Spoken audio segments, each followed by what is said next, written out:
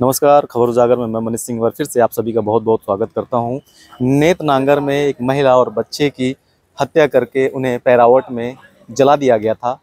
उस मामले को लेकर के आज पुलिस एक बड़ा खुलासा करने वाली है कि किस तरह से ये जो पूरी हत्याकांड हुई थी, ये विभत्स हत्याकांड, उसका आज खुलासा होना है।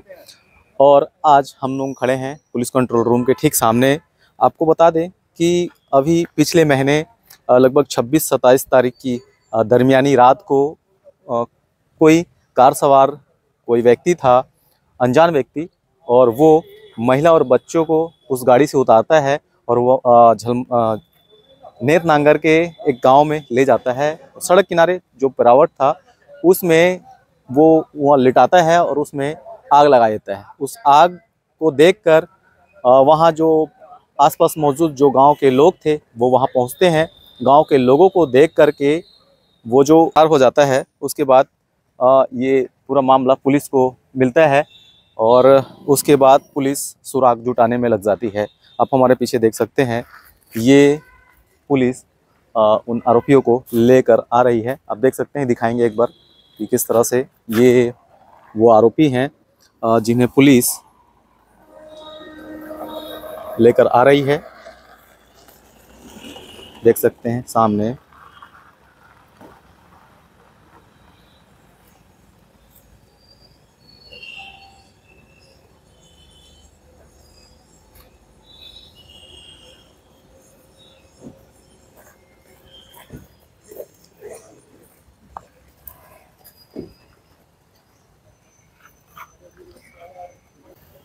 पुलिस आरोपी को ले आई है और अब यहाँ खुलासा होना है। खुलासे में आप देखेंगे कि किस तरह से इस जो विभत्स हत्या का जो मामला था उसका खुलासा हो सकेगा कि किस तरह से उन जो महिला और बच्चे की हत्या की गई थी। तो चलिए चलते हैं और इस पूरे मामले को जानने का प्रयास करते हैं।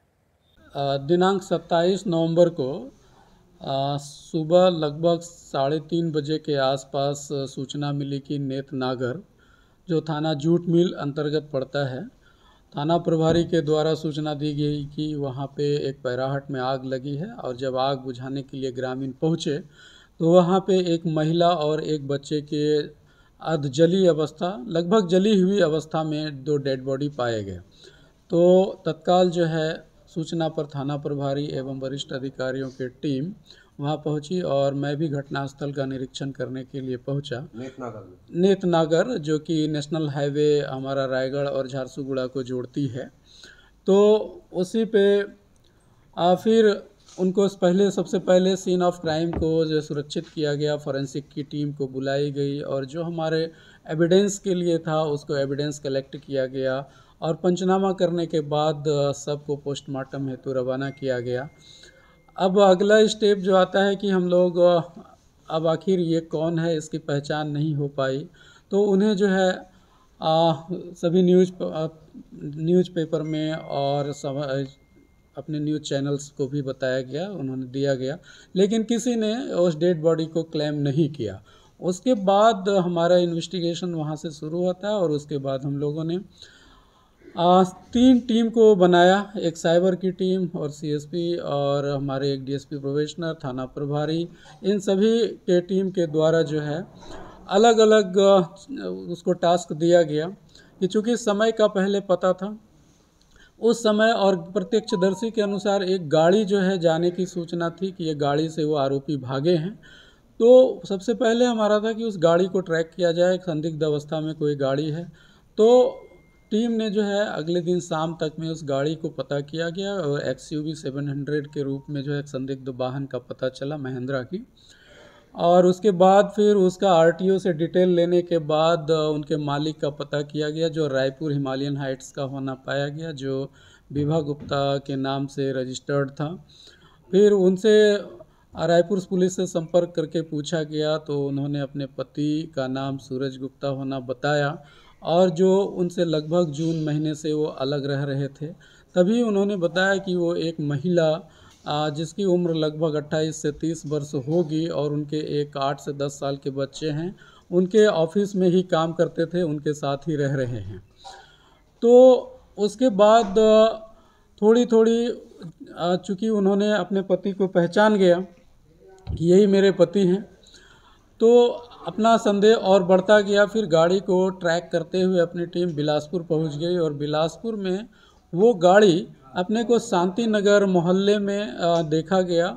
और उसके बाद हमें और भी जो जानकारियां मिली उसके आधार पे उस महिला का पहचान जो है निधि के रूप में हुई और उनके 8 से 10 साल के बच्चे का होना पाया गया। मकान मालिक से पूछताछ करने पे उन्होंने क्लियर किया, तो हमारा पूरा अब संदेह जो है क्लियर हो गया कि ये आरोपी जो है इस घटना का सूरज गुप्ता है, जो पिछले 3 दिन से वो लोग दिख नहीं रहे हैं कोई।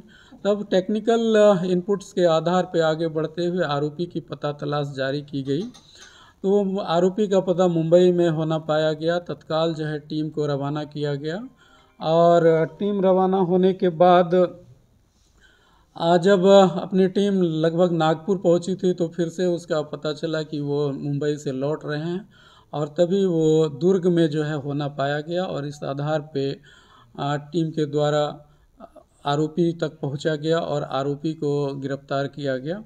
हिरासत में लेने के बाद जब पूछताछ की गई तो उन्होंने घटना को कारित होना पूरी तरह से बताया कि उन्होंने किस तरह से उनको अपनी पत्नी को जो मतलब उनकी जो फ्रेंड थी कहा जाए, उनकी गर्लफ्रेंड या निधि जो उनकी पत्नी के रूप में रह रही थी, उनको किस तरह मारा और किस तरह बच्चे को भी मारा। और फिर मेरे द्वारा भी पूछताछ की गई। पूछताछ के दौरान जो है उन्होंने बताया कि सबसे पहले चूँकि वो किसी बात को लेकर के आपस में उन लोगों की लड़ाई होते रहती थी, तो उस दिन झगड़ा ज़्यादा हुआ और मौका पाकर सबसे पहले हथौड़े से वार किया गया, फिर हथौड़े के द्वारा फिर चाकू से वार किया गया, फिर पेचकस से भी उनके सीने